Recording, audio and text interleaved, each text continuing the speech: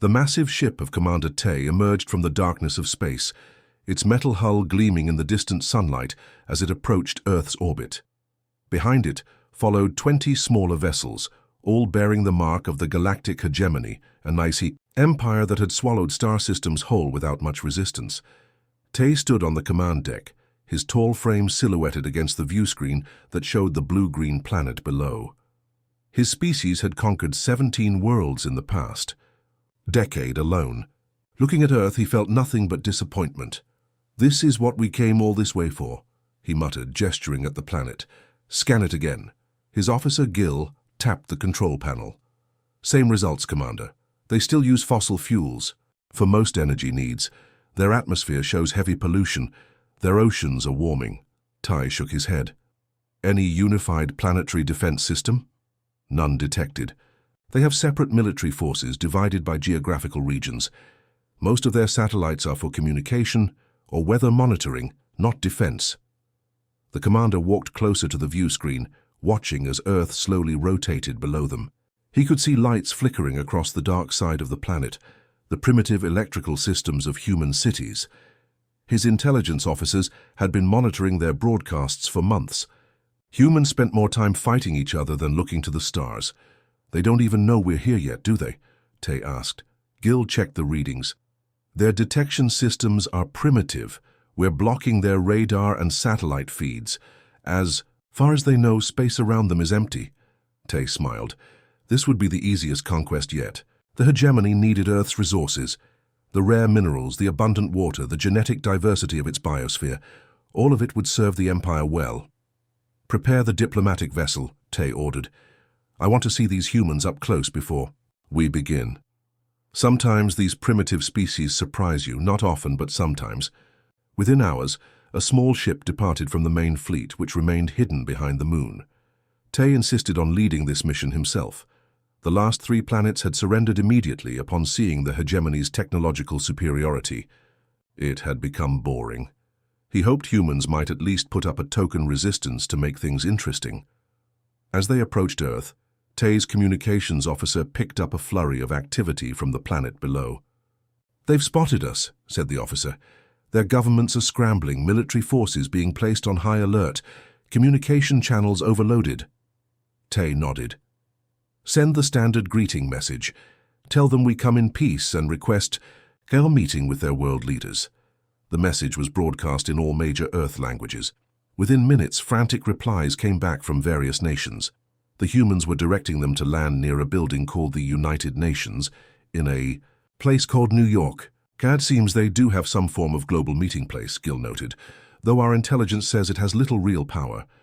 As their ship descended through Earth's atmosphere, Tay looked out at the sprawling city below.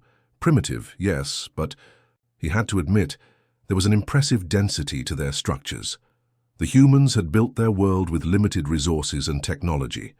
For a moment, he felt a flicker of respect, quickly extinguished when he reminded himself of their endless wars and environmental destruction.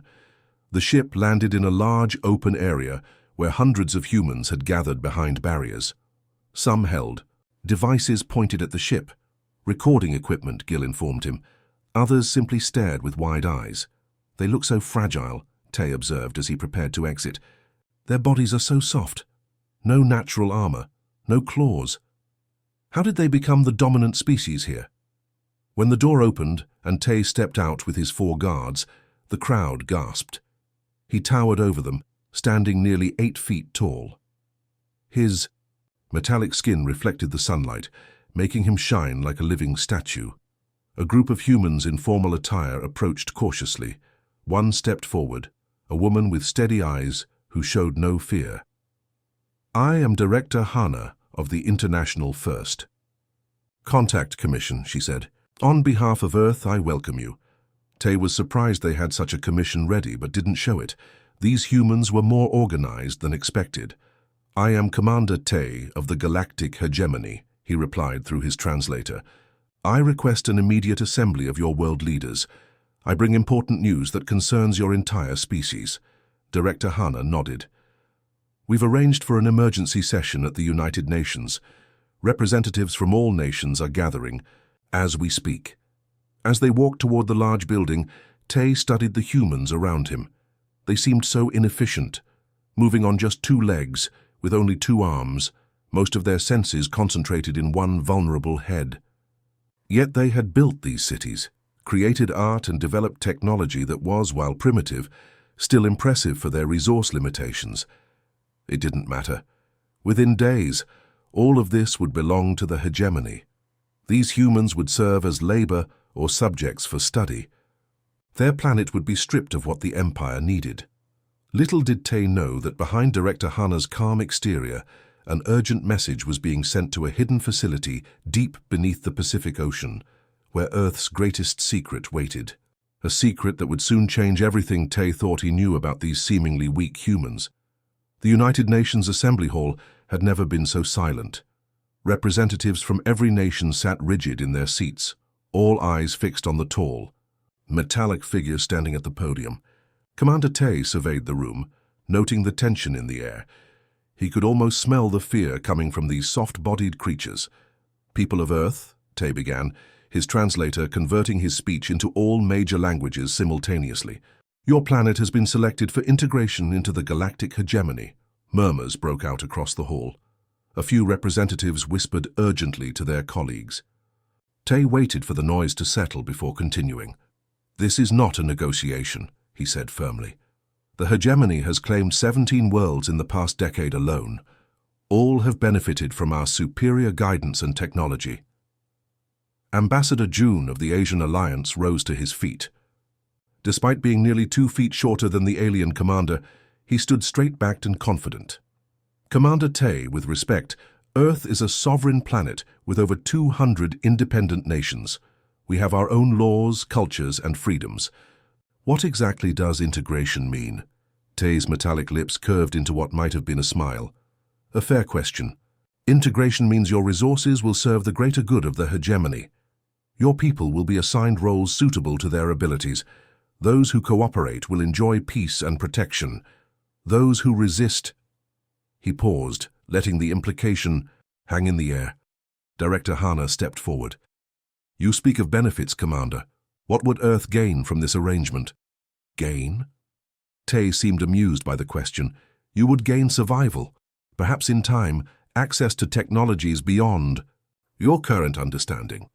He gestured toward the large screen behind him, which flickered to life, showing images of Earth's environmental destruction, wars, and poverty. "Your civilization is primitive and self-destructive. You fight endless wars over imaginary boundaries. You poison your own air and water. Your economic systems leave billions in poverty, while a few enjoy abundance." The images changed to show gleaming cities on other worlds, planets that had been integrated into the hegemony. "Under our guidance, these problems would end. We would establish order, efficiency, purpose." The room fell silent again. Tay could see the humans processing his words, weighing their limited options. He had seen this reaction before on other worlds. First came shock, then denial, eventually acceptance. "To demonstrate the futility of resistance," Tay continued, "I will show you a small fraction of our power." He raised a small device.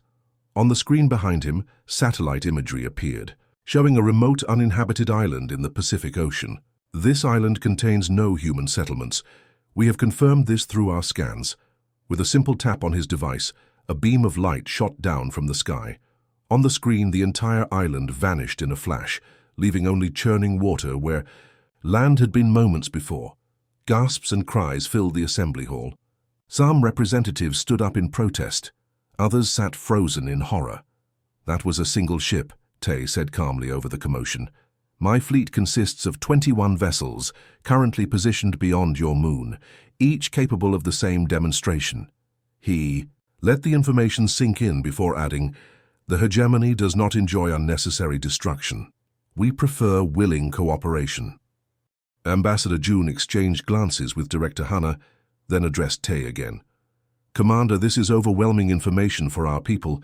We request time to discuss your proposal among our governments." Tay had expected this. It was part of the psychological process. Giving them the illusion of choice made acceptance easier. "You have 48 Earth hours to prepare your formal response," he granted. Though I should warn you, the outcome remains the same, regardless of your answer. As Tay and his guards left the assembly hall, the room erupted into urgent conversations. He could hear the panic in their voices, the desperate planning already beginning. It amused him. Back aboard his diplomatic vessel, Tay's officer Gil was waiting with reports. "Commander, we've detected unusual energy fluctuations from several locations around the planet since our arrival. They appear to be attempting to mask these signatures." "Primitive weapon systems being activated?" Tay asked, unconcerned. Gil looked troubled. "Unclear. The patterns don't match any weapons we've encountered before." "It doesn't matter," Tay dismissed. "Their most advanced weapons would barely scratch our hull shielding." What Commander Tay didn't know was that beneath the Pacific Ocean, in a facility hidden from conventional detection methods, Director Hana was now standing before a group of scientists and military leaders from around the world. "Project Prometheus is our only hope," she said, her voice steady despite the weight of the moment. "Is it ready?" The lead scientist, Dr. Jin, nodded solemnly. "We've been preparing for this possibility for decades. The system is operational." "But Commander Tay must be present to witness it. That's crucial to the plan." Director Hana turned to a communications specialist. "Send word to Ambassador Jun. When we reconvene with the commander, we need to get him to the Nevada facility. Make it seem like an act of desperation, a final attempt to show him something that might change his mind." Around the world, other hidden facilities were quietly activating. Systems that had been developed in secret through unprecedented global cooperation were coming online. While nations had indeed fought among themselves, as Ty observed, they had also been preparing for this very day, first contact with a technologically superior and potentially hostile civilization. In his ship, Tay reviewed the data on human military capabilities one more time and chuckled to himself. Their most powerful weapons were crude nuclear devices that would be easily intercepted by hegemony defenses. Their combat aircraft couldn't even leave the atmosphere. Their most advanced computers were laughably simple compared to hegemony technology. These humans would surrender, just as all the others had. Perhaps he would keep some of their art as trophies before their cities were dismantled for resources. Tay had no idea that behind the fear he had observed in the UN Assembly Hall, something else was brewing, something no other civilization had shown when faced with the hegemony's power: hope, determination, and a plan decades in the making. 48. Hours passed quickly. Commander Tay returned to the United Nations building, expecting to receive Earth's formal surrender. Instead, he found something unexpected: calm, almost confident faces among the human representatives. Ambassador Jun stood to address him. "Commander Tay, we appreciate your patience. Before we deliver our formal response, we'd like to show you something that might influence your assessment of our planet." Tay's eyes narrowed. "Your answer is a simple one. Accept integration or face consequences. There is nothing you could show me that would change the hegemony's decision." "Perhaps," Director Hana said, stepping forward. "But as a commander who has visited many worlds, wouldn't you want complete information before reporting back to your superiors? What we wish to show you might save resources for both sides." Tay considered this. These humans were clearly stalling, but his curiosity was piqued. In his experience, primitive species often had unusual cultural rituals before accepting defeat. Documenting such things added value to his reports. "Very well," he agreed. "Show me this thing you believe is so important. But be aware that my patience has limits." 4 hours later, Tay's diplomatic vessel landed in a remote desert location. The area appeared empty, except for a small concrete building half buried in sand. As they disembarked, Tay scanned the horizon. Nothing but barren landscape stretched for miles. "This is what you wish to show me? A wasteland?" he asked, unimpressed. Director Hana smiled slightly. "Appearances can be deceiving, Commander. Please, follow me." Inside the concrete structure was a simple elevator. As they descended, Tay noted they were going much deeper than the building above would suggest. After nearly 2 minutes of descent, the doors opened to reveal a vast underground complex, humming with activity. Hundreds of humans in white lab coats moved purposefully between workstations. Massive screens displayed data in formats Tai didn't recognize. Most surprising was a large central chamber containing what appeared to be a network of glowing blue crystals suspended in a complex magnetic field. "What is this place?" Tai demanded, suddenly alert. His guards tensed beside him. Engineer Sung approached, introducing himself with a small bow. "This is Project Prometheus, Commander, one of 12 such facilities around the world." 12? Tai's translator couldn't quite capture the mixture of disbelief and concern in his voice. "Yes, we've kept them shielded from detection using technology we developed 30 years ago," Sung explained, leading them toward the crystal array. "What you're looking at is a quantum entanglement matrix." Tai stared at the glowing crystals. His species had theorized about stable quantum entanglement on a large scale, but had never achieved it. The energy requirements were too great, the stabilization problems insurmountable. "Impossible," he muttered. "Your civilization is too primitive to have mastered quantum entanglement at this level. Yet here it is," Sung said simply. He gestured to a nearby technician who activated a control panel. Instantly, one section of the crystal array pulsed with light. On a large screen nearby, an identical pulse appeared, but the timestamp showed it happening simultaneously in a facility on the other side of the planet. "Zero delay," Director Hannah explained. "Perfect synchronization across any distance. We can transfer energy, data, even matter through the network instantly." Tai felt a chill run through his body. If they were telling the truth, this technology was beyond anything the hegemony possessed. His species relied on conventional, faster-than-light travel, which still took time and massive energy. True instantaneous transfer across space was revolutionary. "This is just one application," Sung continued, seemingly oblivious to Tai's growing discomfort. "Would you like to see what else we've developed?" Before Tai could answer, the engineer led them to another section of the facility. Here, a group of humans sat before what looked like neural interfaces, their eyes closed in concentration. "Our AI partnership program," Sung explained. "Unlike your autonomous battle systems, we developed AI that works in perfect harmony with human intuition and creativity." On screens above them, complex battle simulations played out. Tai recognized the tactics. They were hegemony standard approaches, but the human AI teams were countering them with strategies he'd never seen before, exploiting weaknesses he didn't know existed. "We've been analyzing your fleet's movements since you arrived," Director Hannah said quietly. "Your shield harmonics, your weapon cycling patterns, your communication protocols." Tai's translator struggled to find the right words for the emotion he was feeling. It settled on alarmed. "How?" he demanded. "Our systems are encrypted beyond anything your computers could process." A new voice joined the conversation. "Not everything requires brute computational force, Commander." Dr. Jin approached, an elderly human with calm eyes. "Sometimes understanding patterns requires a different kind of intelligence. Human intuition paired with machine learning creates something new entirely." Tai looked around the facility with new eyes. These humans had been hiding their true capabilities all along. The primitive technology they displayed on the surface was just that, a surface. "There's more," Director Hannah said. "But perhaps we should discuss our formal response to your integration proposal first." Tai nodded stiffly, his mind racing. The coup demonstration had revealed something he never expected to find on Earth, technology that in some areas surpassed the hegemony's own. "I need to consult with my fleet," he said, trying to maintain his commanding presence. "This changes certain assessments." "Of course," Ambassador June replied smoothly. "Take all the time you need, but before you go, there's one more thing you should know."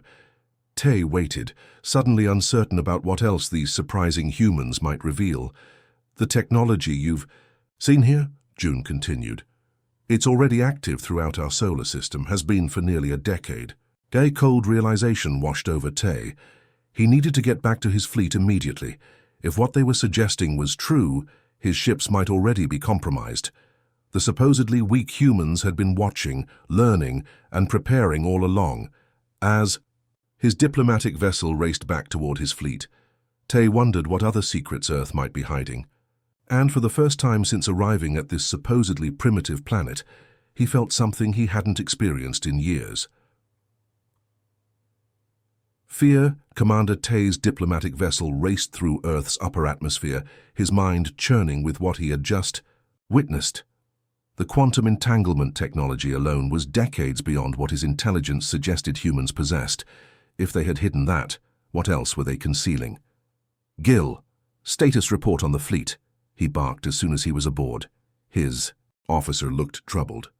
"Commander, we've been unable to establish clear communication with the main fleet for the past 20 minutes. There's some kind of interference. Boost the signal. Use emergency channels.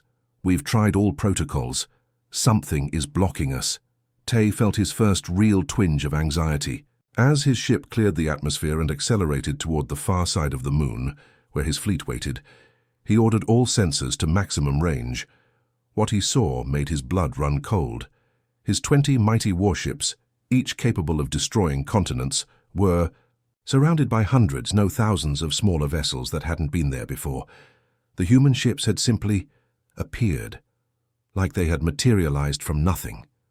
"Impossible," he whispered. "Where did they come from? How did we not detect them approaching?" As they drew closer, Tay could see his fleet was completely encircled. The human vessels maintained perfect formation, somehow anticipating the subtle adjustments his ships made as they attempted to maneuver. "Commander," Gil said, his voice strained, "Captain Woon of the flagship is requesting emergency communication." The screen flickered to life, showing Captain Woon's face. The normally stoic officer looked shaken. "Commander, the human vessels appeared simultaneously all around us. Our weapon systems are not responding. Engines are operating at minimum capacity only. They've somehow accessed our command protocols." "That's not possible." Tay slammed his fist down. "Our systems are isolated. There's no way they could—" "Sir," Gil interrupted, pointing to a new vessel approaching.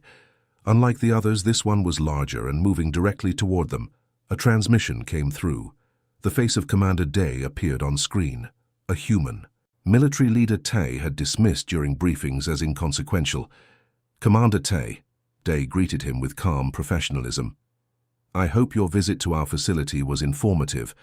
We've taken the liberty of neutralizing your fleet's offensive capabilities while you were away.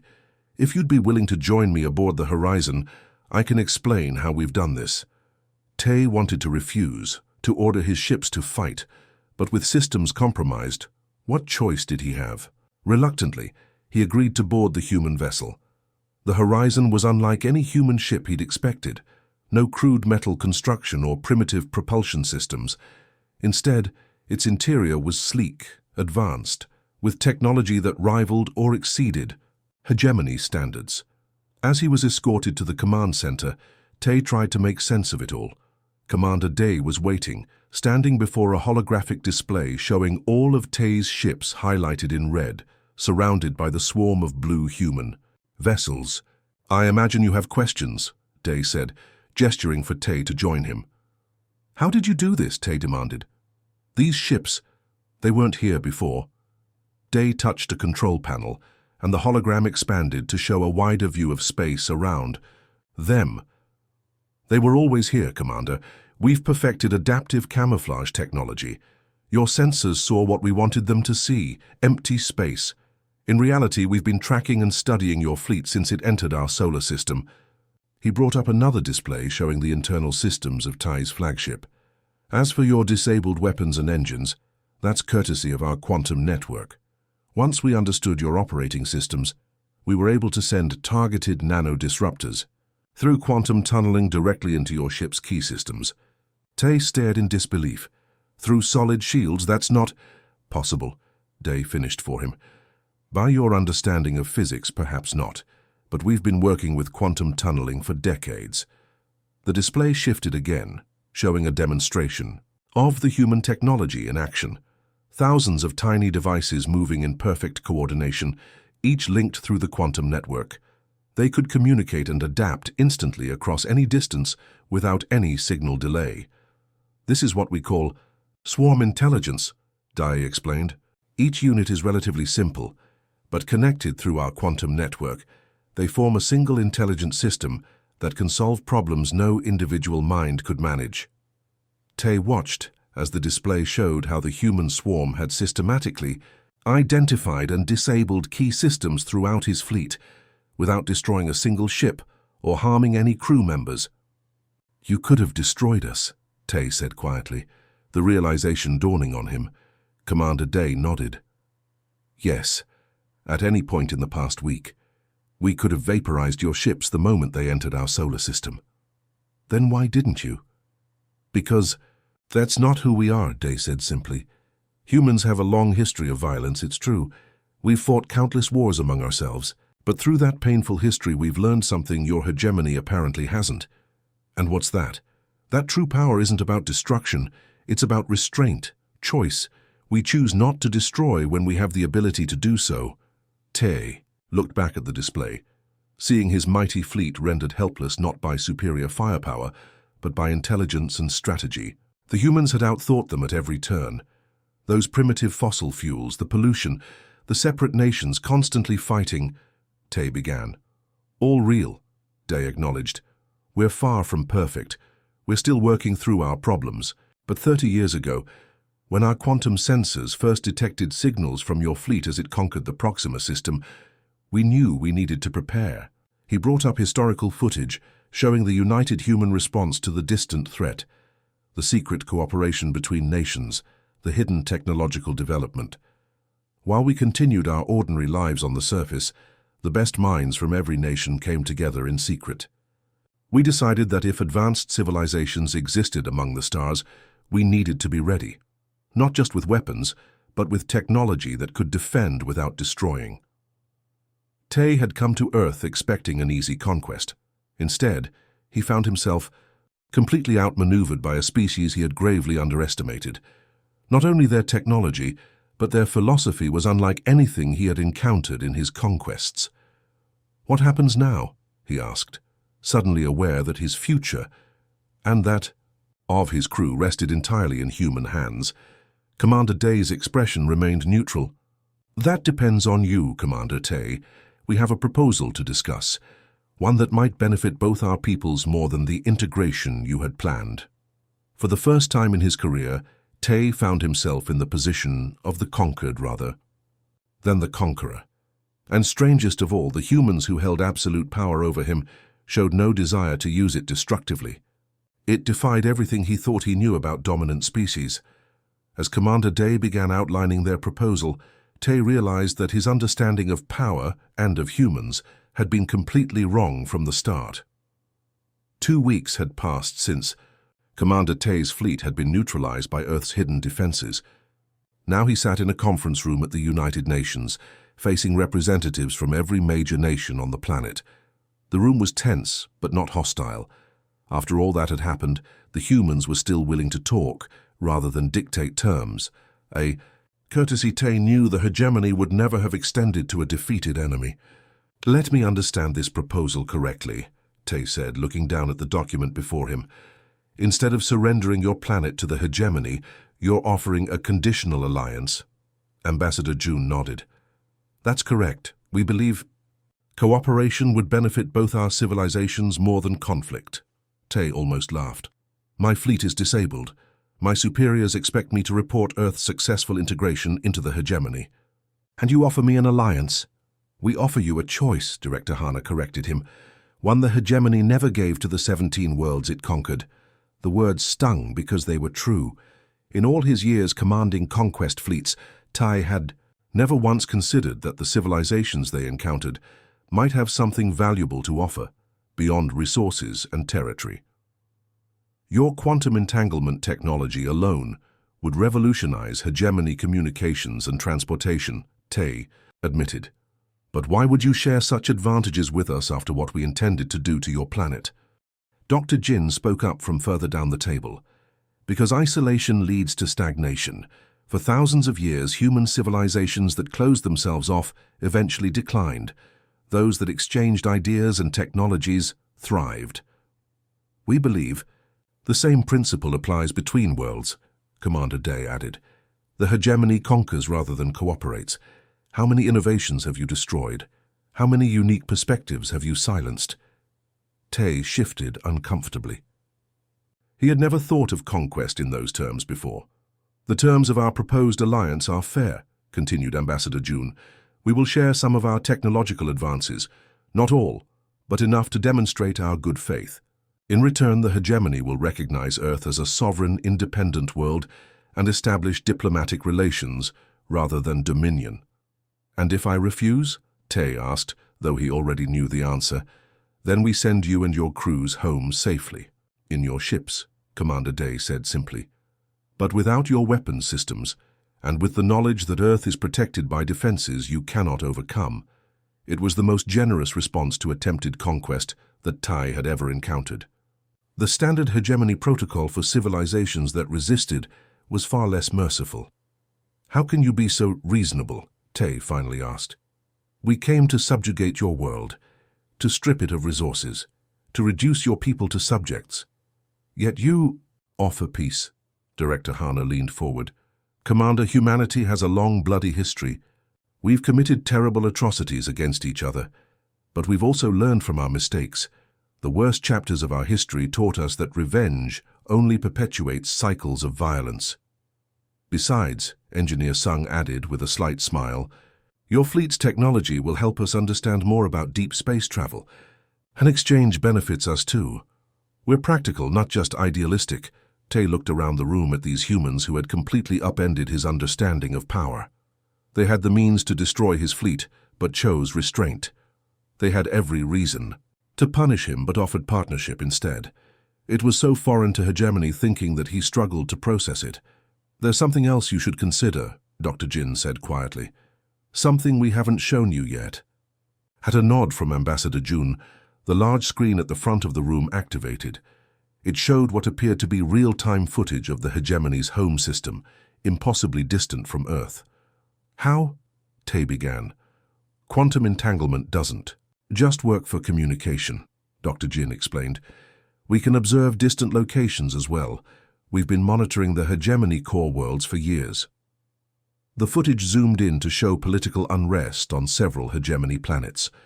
Protests, resistance, movements, resource shortages. Your empire expands outward because it must, Director Hana said gently. The constant conquest masks internal problems, but that strategy has limits. Tay could not deny it. The Hegemony Council rarely discussed such matters openly, but every officer knew that the Empire's expansion was driven by necessity as much as ambition. Without new resources from conquered worlds, the core systems would face collapse. We can offer another way, Ambassador June said. Our quantum technology could solve your energy distribution problems. Our AI partnership approach could help address resource allocation issues without requiring constant conquest. For the first time, Tay saw a future for his civilization that didn't depend on endless expansion and subjugation. It was both terrifying and liberating. The Council will resist, he said finally. They won't easily abandon centuries of policy. Then start small, Commander Day suggested. Return with your fleet intact, thanks to our generosity. Report that Earth has technology the hegemony needs, but cannot simply take. Propose an alliance as the most practical course. You'd trust me to advocate for this? Tay asked, genuinely surprised. We've given you reasons to reconsider your views, Director Hana said. You've seen what humans are capable of, not just technologically, but ethically. That experience changes people. We believe it's changed you. She was right. Something fundamental had shifted in Tay's thinking since arriving at Earth. Seeing a species with the power to destroy but the wisdom to refrain had awakened questions he'd never allowed himself to consider before. 3 days later, Tay stood on the bridge of his flagship, watching Earth grow smaller as they departed. His weapon systems had been restored as promised, though Earth had kept certain safeguards in place, a reasonable precaution. His crew was unharmed, and in his possession was a working quantum communication device that would allow ongoing dialogue between Earth and the hegemony. Course set for home, Commander, Gil reported. Though I must admit I never expected to be leaving this way. Nor did I, Tay acknowledged. Set speed for maximum efficiency, not haste. I need time to prepare my report to the Council. As the blue planet disappeared from view, Tay reflected on everything he had learned. Humans had appeared weak at first glance, divided, primitive, vulnerable. Yet beneath that surface lay remarkable strength, not just in technology but in vision. They had united when necessary while preserving their diversity of thought. They had developed tremendous power while maintaining the wisdom to use it judiciously. Most importantly, they had shown him that there were forms of strength the hegemony had never valued or understood. "Commander," Gil said hesitantly, "if I may ask, what will you tell the Council about Earth?" Tay looked at the quantum communicator in his hand, a device that represented possibilities the hegemony had never considered. "The truth," he replied, "that I encountered something on Earth I've never seen in all our conquests. Their technology? No," Tay said thoughtfully, "something far more rare and valuable. A civilization that understood that the greatest power isn't the ability to destroy, but the choice not to when you can." As the ship accelerated toward home, Tay began composing in his mind the words that would challenge everything the hegemony believed about power, conquest, and the supposedly weak humans who had changed his understanding of strength forever.